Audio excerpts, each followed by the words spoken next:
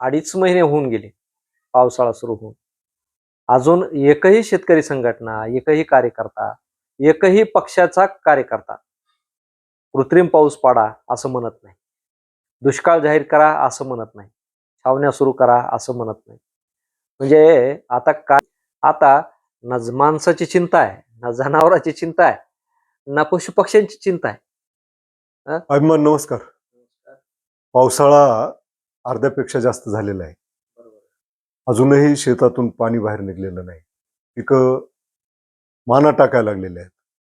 आभाळ भरून येतंय, पण सरकार कृत्रिम पावसाचा प्रयोग का करत नाही? तशी मागणी कार्यकर्ते का करत नाही? सरकारला वेळ नसेल म्हणून त्यांच्या डोक्यात हे येत नसेल की आपण कृत्रिम पाऊस पाडला पाहिजे. मुळामध्ये शेतकऱ्यांची समस्या काय, शेती पिकाची सध्या परिस्थिती काय, याचा डाटा सरकारला माहित नसेल किंवा ते त्याच्यावर लक्ष द्यायचं नसेल असं परिस्थिती दिसते. कारण ही सांगण्याची वेळ आली नाही पाहिजे ना. आता पाठीमाग 10-15 वर्षापूर्वी जर 15 दिवस पाऊस नसला, महिनाभर पाऊस लांबला, तर वेगवेगळ्या संघटना, शेतकरी संघटना, कार्यकर्ते ओरडायचे, सरकारकडे मागणी करायची, दुष्काळ जाहीर करा, छावण्या सुरू करा, त्याच्यानंतर हे कृत्रिम पावसाचे प्रयोग करा, अशा वेगवेगळ्या मागण्या केल्या जायच्या. म्हणजे शेतकऱ्यांच्या ज्या काही समस्या आहेत तर त्या समस्या सरकारपर्यंत पोहोचविल्या जायच्या. लोक रस्त्यावरती यायचे, शेतकरी संघटना रस्त्यावरती यायच्या. परंतु आता 2.5 महिने होऊन गेले पावसाळा सुरू होऊन. अजून एकही शेतकरी संघटना, एकही कार्यकर्ता, एकही पक्षाचा कार्यकर्ता कृत्रिम पाऊस पाडा असं म्हणत नाही. दुष्काळ जाहीर करा असं म्हणत नाही. छावण्या सुरू करा असं म्हणत नाही. म्हणजे आता कार्यकर्ते कुठल्याही पक्षाचे असू द्या आणि संघटनेचे नेते, ह्यांना काय झाले माहिती का, आता वर कमाईचा पैसा जास्त झालेला आहे. मग आता माणसांच्या बुद्धी जर मंदाड झाल्या तर त्याला बाकीचं काही सुचतच नाही ना. म्हणजे आता हे सर्वसामान्य गोरगरीब कष्टकरी शेतकऱ्यांसाठी लढणारी माणसं संपली आता. आता त्यांच्यावरती जगणारी जमात आता पुढे येते. आणि मग हे गोरगरिबावर जगणारी माणसं हे गोरगरिबांचे प्रश्न कशाला सोडतील, शेतकऱ्यांचे प्रश्न कसे सोडवतील? आणि त्याच सरकार म्हणजे ह्यांचा बापच झाला सगळ्यांचा. जिथं प्रश्न उचलणारेच गप्पगार आहेत, तिथं प्रश्न ऐकणाऱ्यांची मानसिकता कुठल्या लेवलची असेल ह्याचा विचार करा. बघा तुम्ही की 2014 मध्ये अशी परिस्थिती निर्माण झाली. पाऊस उशीर आलता, तरी सुद्धा सरकारनं लगेच छावण्या सुरू केलेल्या होत्या. का तर म्हणले भविष्यामध्ये जनावरांना चारा राहणार नाही, जनावरांची फार मोठी समस्या आहे, पाण्याची समस्या निर्माण होईल. लगेच त्याच्या तयारीला सरकार लागलं होतं त्याच्या अगोदर. आता ना माणसाची चिंता आहे, ना जनावरांची चिंता आहे, ना पशुपक्ष्यांची चिंता आहे. हे सरकार आताच जे आहे ना, त्याच्या दृष्टीनं हे गोरगरिबांचे जीव, पशुपक्ष्यांचे जीव हे मातीपेक्षा बी आता निकृष्ट दर्जाचे झाले, केर कचऱ्यासारखे झालेले. आता ते ह्याच्यामधलं एक आंदोलन चालू आहे, ते दिघी पोर्टचं, ते कोकणामधलं. कशासाठी चालू आहे? पर्यावरणासाठी, निसर्गासाठी चालू आहे. आता ते कांदळवन जे आहे तर त्या अदानीच्या पोर्टसाठी ते नष्ट केलं जाणार आहे. त्याच्यामध्ये मच्छीमारांच्या जागा जाणार आहेत, मच्छीमारांचा धंदा त्या ठिकाणी बुडणार आहे, त्यांच्यासाठी अडचणी निर्माण होणार आहेत.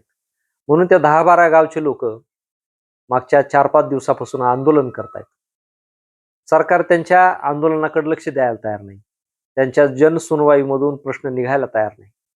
म्हणजे इथं हजारो लाखो लोक मेले तरी हरकत नाही, परंतु एक अदानी जगला पाहिजे. म्हणजे हे अदानी सारखे लोक जगवण्यासाठी आता आपण निवडून दिलेलं सरकार आहे.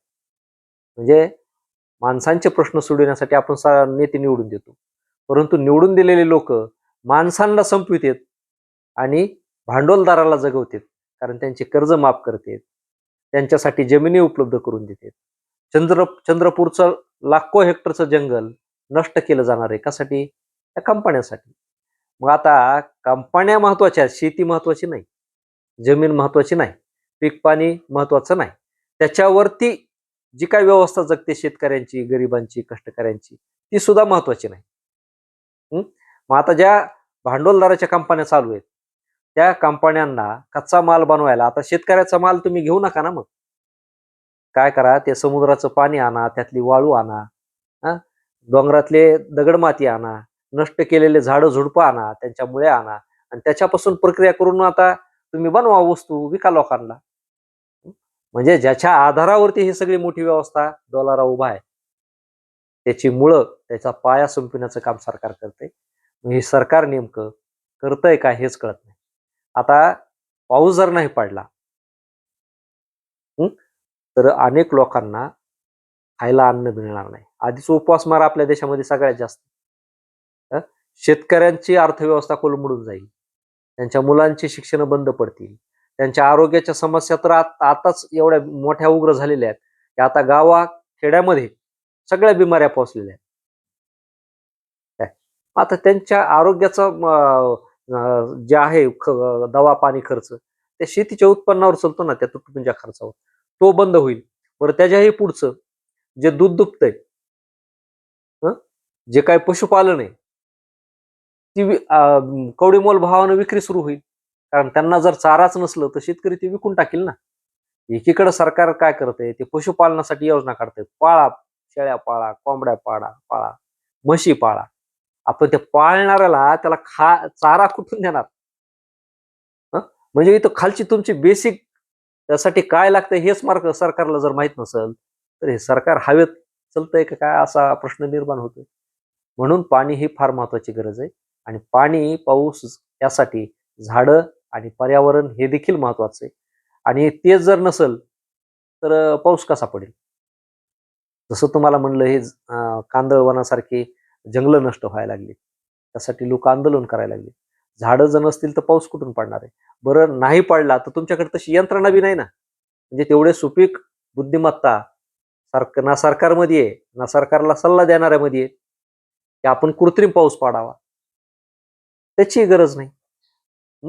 म्हणून याच्यामध्ये सगळ्यात मोठी चूक हीच आहे की आपल्या समस्या सोडविण्यासाठी आपण नेते निवडून दिले, परंतु जिथं आपल्या समस्याच ज्यांना कळत नाहीत, असे लोक जर सत्तेत बसल्यानंतर वेळ किती वाईट येऊ शकते हे पण लोकांना कळायला पाहिजे.